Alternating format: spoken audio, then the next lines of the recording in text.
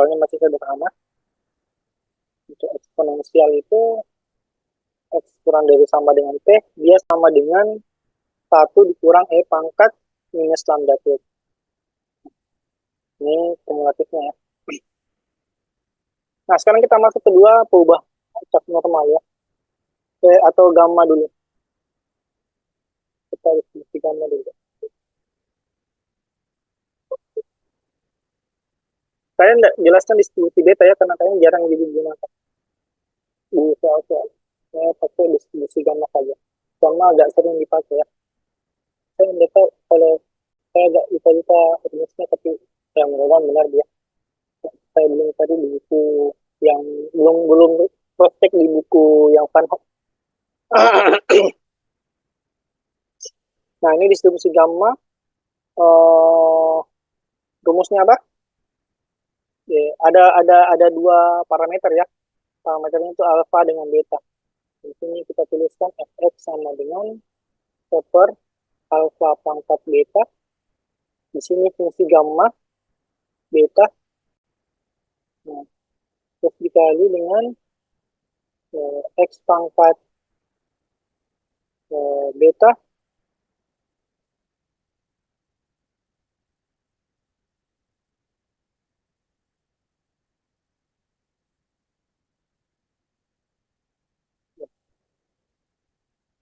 u.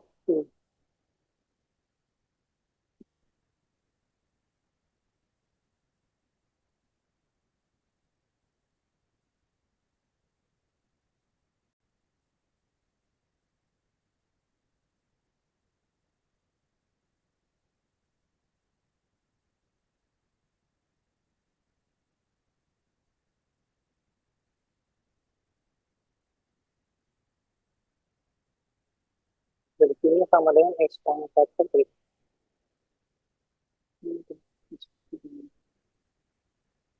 x pangkat beta kurang 1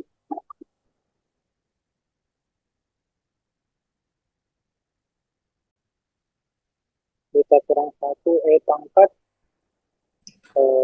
ini minus x per ini minus x per alam ya, minus x per alfa. Ini untuk 0 sampai berhingga, dan 0 untuk yang lainnya. Nah, kalau kita cari, jadi parameternya itu alfa dengan beta ya. Di sini biasanya diketahui yang alfa berapa dan beta berapa. Nah, untuk nilai harapannya, ekspektasinya itu sama dengan alfa kali beta. Jadi bergantung pada parameternya ya. Nah, kalau variansinya, dia juga bergantung pada alfa dan beta. Itu alfa kuadrat kali beta. Ini bukti-buktinya tidak usah saya jelaskan terlalu panjang ya. Anda nanti Anda bisa cari sendiri. Kalau di prodi matematika biasanya dipelajari di statistika matematika. Dan karena lebih banyak ke matematisnya pembuktian. Nah, kalau fungsi gamma sendiri sudah pelajari fungsi gamma. Gamma gamma x itu sama dengan berapa fungsinya? Jadi ini khusus karena dia pakai karena distribusi gamma itu pakai fungsi gamma, berarti fungsi gamma itu saya tulis dulu, itu adalah integral dari 0 sampai k hingga e pangkat minus x dikali dengan x berpangkat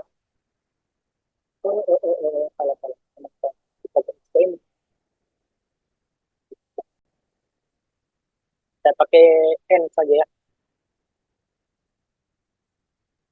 N-nya boleh bilangan bulat, boleh bilangan asli ya. Boleh bilangan real ya.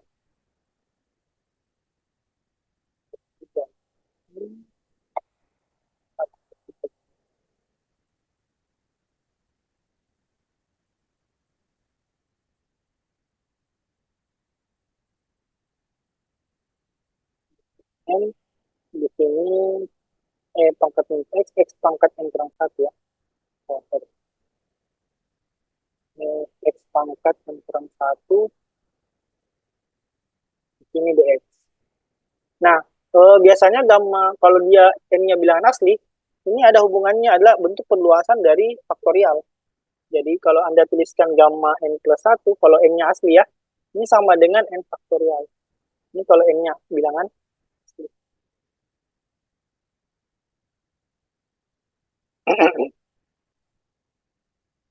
Nah, kalau gamma seperdua, ini biasanya sama dengan akar V. Nah, biasanya banyak yang iseng-iseng kalau N-nya bukan asli, dipakainya berapa seperdua faktorial. Nah, seperdua faktorial itu akar V. Karena sebenarnya dia pakai fungsi gamma. Ini ya, fungsi gamma. Eh, terakhir ada lagi fungsi distribusi normal ya. Ini yang paling sering kita pakai, distribusi normal. Ini terakhir saya pakai distribusi normal. Nah, distribusi normal itu fungsinya parameternya cuman rata-rata sama dia pakai parameternya rata-rata sama variansi ya. Jadi kalau kita tuliskan fx sama dengan ini standar deviasinya akar 2pi. Di sini pangkat seperdua dari kali dengan x kurang rata-ratanya mu pangkat 2 dibagi dengan variansi. Jadi domainnya minus hingga sampai hingga. Nah, jadi dia ini malah parameternya adalah langsung variansi sama rata-ratanya. Nah, biasanya kita kenal dengan fungsinya kayak gini tuh. Salah kali. Jadi, dia di tengah-tengah kayak gini.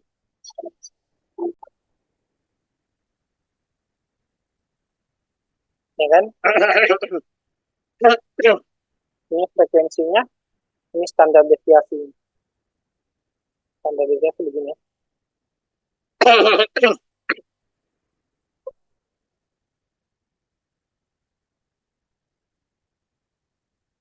Tapi nanti di metode statistikanya kalian pelajari. Dan pakai tabel-tabel.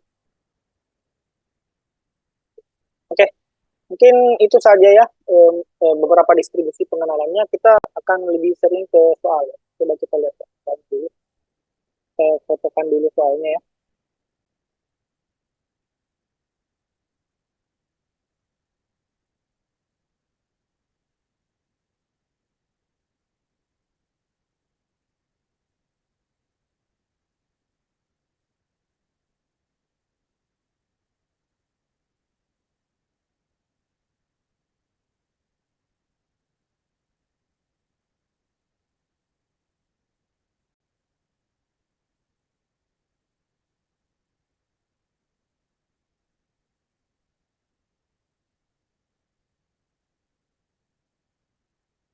Ini ya. Itu.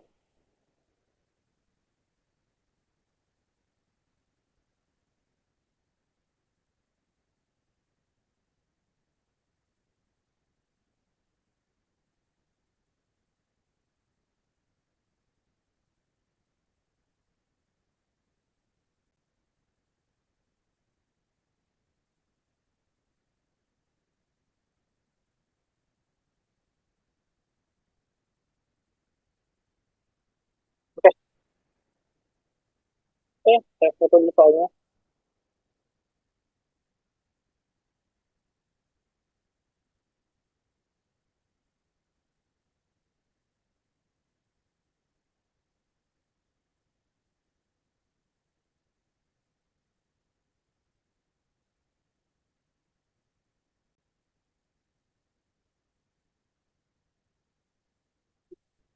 Foto,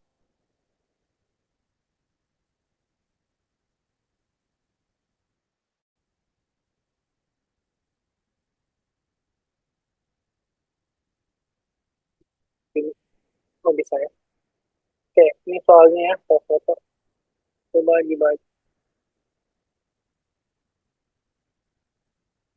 Nah, coba kita baca ibu soalnya. Nomor satu, coba. Ini soal, bentuknya soal cerita.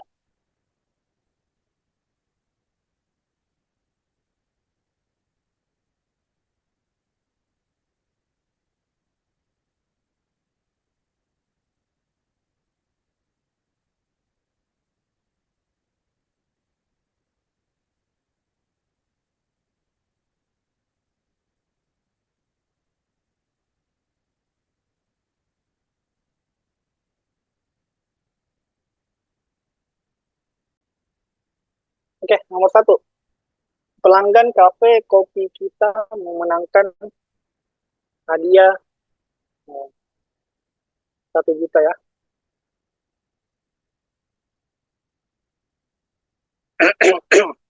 Nah, pelanggan memenangkan hadiah 1 juta jika struk pembeliannya memperoleh tanda bintang dalam 5 hari berturut-turut dalam 1 minggu. Senin sampai Jumat, mesin apa? Pelanggan kami memenangkan hadiah 1 juta jika struk pembeliannya memperoleh tanda bintang dalam 5 hari berturut-turut dalam 1 minggu ya. Mesin pencetak struk tersebut diprogram untuk memberikan bintang secara acak kepada struk dengan peluang terpilihnya 10%. Di sini harus 5 hari berturut-turut ya. Terpilih 10%. Jika Harry makan di kafe tersebut sekali setiap hari selama 4 minggu terus-menerus dan asumsikan bahwa terteranya bintang pada struk itu saling bebas. Jadi dianggap saling bebas ya, tidak mempengaruhi yang sebelumnya. Berapa peluang Harry memperoleh hadiah setidaknya sebesar 1 juta rupiah? Jadi paling tidak menang sekali ya. Berapa peluangnya dia menang paling tidak sekali? Jadi menang sekali ya, cukup menang sekali saja. Ini kasus apa ini? Kita pandang sebagai apa, Pak? Pakai distribusi yang Binomial, Pak. hmm? Binomial. Oke, binomial ya. Terus N-nya ada berapa? Kalau binomial berarti kan ada N, ada P ya. Peluangnya berapa? N-nya berapa?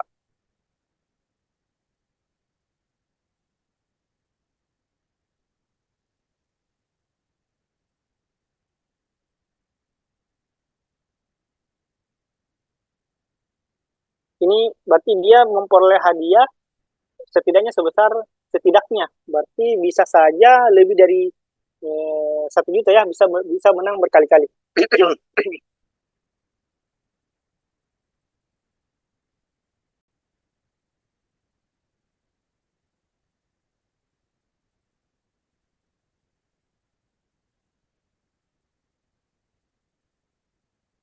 Ya, berapa? Ada yang bisa ya, ada yang bilang binomial. Terus kalau binomial berarti N-nya berapa, P-nya berapa?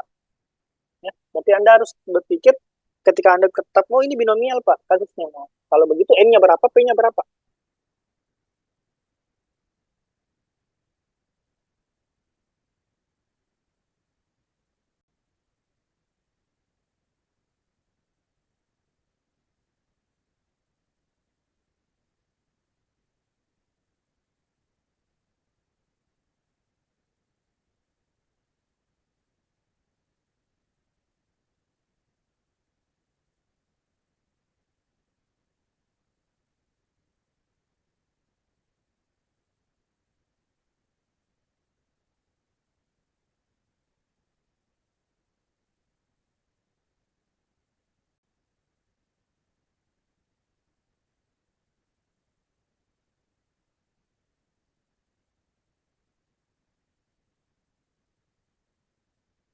Ayo, ada yang bisa jawab? Ada yang bisa tahu logikanya gimana? Nomor satu.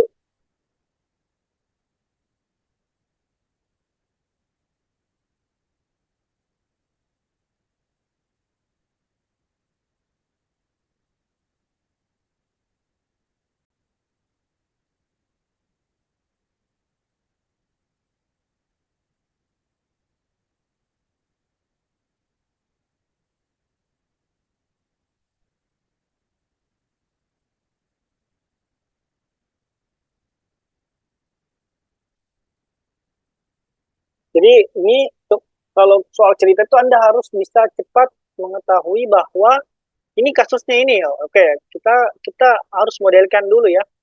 Di sini kan di sini kan yang ditanyakan adalah berapa peluang dia mendapatkan hadiah sebesar paling tidak ya, setidaknya berarti harus lebih dari sama dengan 1 juta ya. Oke. Nah, berarti kita ceritanya gini. Nah, dia dapat 1 juta. Kapan dia dapat 1 juta? Kondisinya. Kalau Kapan dapat kondisi dapat terbanyak 5 kali ya, berturut-turut tuh, berturut-turut kan dalam 1 pekan. Senin sampai Jumat. Berarti peluangnya dapat stempel itu 10%. Apakah ini P-nya? Apakah itu P-nya? Bukan ya. Jadi P-nya itu adalah berapa kemungkinan dia dapat 1 juta berturut-turut. P-nya itu berturut-turut dia dapat 0,1 sebanyak 5 kali toh, Senin, Selasa, Rabu, Kamis, Jumat, Sabtu. Ya kan? Peluang berhasilnya harus 0,1 berturut-turut sampai 5 kali. Berarti 0,1 pangkat 5 peluangnya dalam 1 pekan. N-nya ada berapa? N-nya ada berapa? Dia lakukan berapa kali? Sebanyak 4 minggu. Ya kan? Berarti N-nya 4. Karena kemungkinan dia hanya bisa melakukan menang itu di 4 kali kesempatan ini. Minggu pertama, minggu kedua, ketiga, dan keempat. Ya. Nah, kalau misalkan terjadi, dia dapat berapa? 1 juta. Berarti X-nya itu adalah total uang yang dia dapat. Dari 0 juta, 1 juta, ya kan? 2 juta, 3 juta, sampai 4 juta. Maksimal dia dapat 4 juta kan?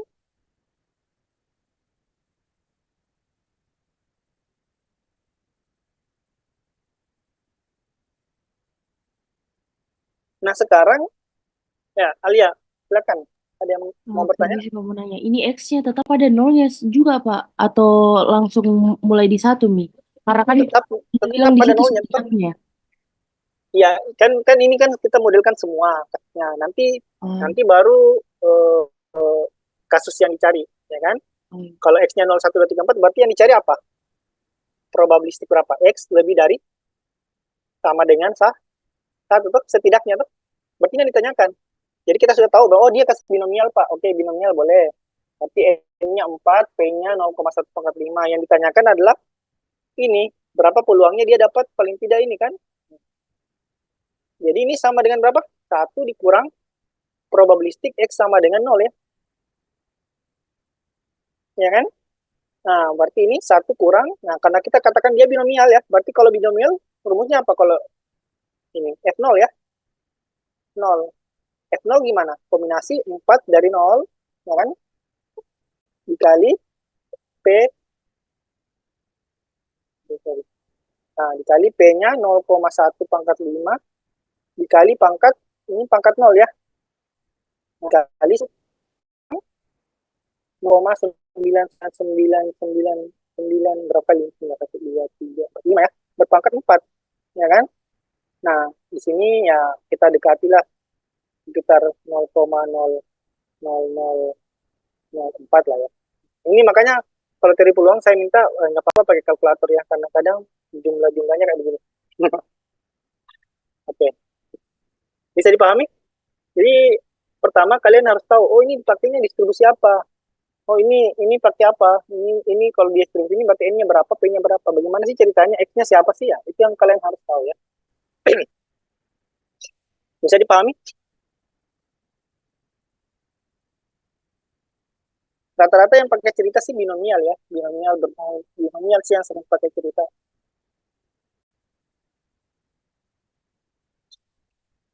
Nah, kalau nomor 2 ini gimana? Andaikan sebanyak 30% dari seluruh sekering listrik, ini nomor 2 kan yang binomial ya. Andaikan sebanyak 30% dari seluruh sekering listrik yang diproduksi sebuah pabrik gagal memenuhi persyaratan standar pemerintah. Berapa peluang kejadian 10 sekering yang diambil secara acak memuat tepat 3 buah sekering yang tidak memenuhi syarat? Wow.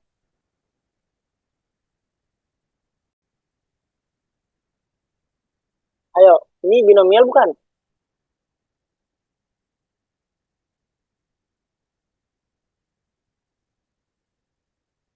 Sebanyak 30% dari seluruh sekering listrik yang diproduksi sebuah pabrik gagal memenuhi syarat standar pemerintah. Berapa peluang kejadian 10 sekering yang diambil secara acak, berarti N-nya 10 ya, karena diambil 10 sekering yang diambil secara acak, memuat tepat 3 buah sekering yang tidak memenuhi syarat. Jadi, peluangnya yang mana sih? 30% tadi ya. Nah, X-nya 3. Jadi, P itu adalah peluang tidak memenuhi syarat atau gagal ya. yang peluang tidak memenuhi syarat kan 30%, P-nya 30%. Berarti berapa yang tidak memenuhi syarat? X-nya. X-nya berapa? 3. Berarti nomor 2 gampang ya. Berarti nomor 2 kita langsung dapat. Di sini, oh dia binomial ya. Dia langsung X-nya berdistribusi binomial. Nah, dengan N-nya berapa? N-nya ada 10 string. Nah, terus P-nya berapa? P-nya 0,3. Jadi yang ditanyakan apa? Yang ditanyakan probabilistik X sama dengan 3. Nanti langsung sama dengan F3. 3 berapa? Kombinasi 3 dari 10. Peluang gagalnya 0,3, berarti 0,3 pangkat berapa? Pangkat 3 ya? Pangkat 3 kali yang suksesnya 1 kurang 0,3, 0,7. Pangkat 7. Nanti hasilnya ya persekitaran dari 0,267. Ya?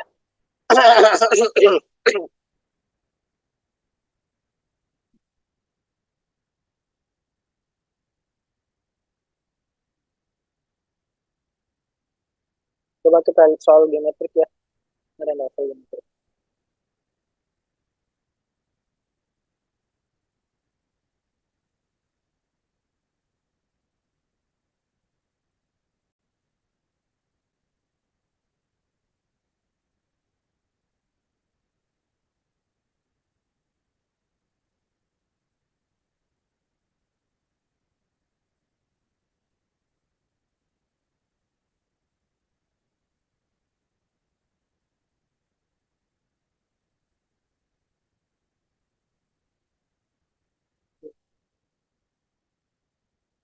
Kita foto dulu ya.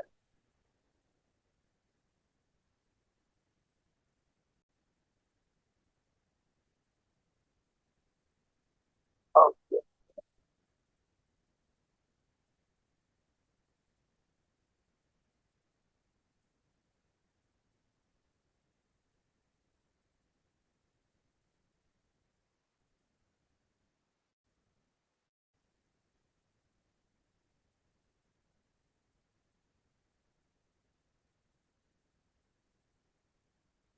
Oke. Coba lihat soal ini. Nomor 4. Ini soal kira-kira pakai apa? Andaikan X menyatakan banyaknya lemparan saling bebas yang dibutuhkan untuk memperoleh sisi 3. Memperoleh ya, berarti dia pakai apa? Sampai dapat berhasil. Berarti dia dapat apa? Pakai apa? Geometri ya. Karena di sini sampai dia berhasil memperoleh sisi 3. Andaikan X menyatakan banyaknya lemparan saling bebas yang dibutuhkan untuk memperoleh sisi 3. Ini pelemparan apa sih? Pelemparan dadu biasanya. Nomor 4 pelemparan dadu ya. Karena ada sisi 3.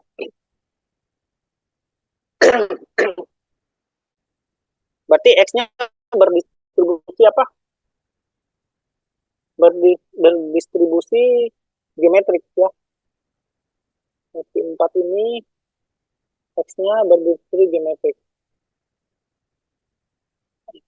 Berarti memperoleh 3 ya. Sisi 3. Berarti peluangnya berapa memperoleh sisi 3? 1/6 ya. Berarti kita dapat P-nya 1/6. Yang ditanyakan adalah probabilistik dari X lebih dari 6. Kalau X lebih dari 6 berarti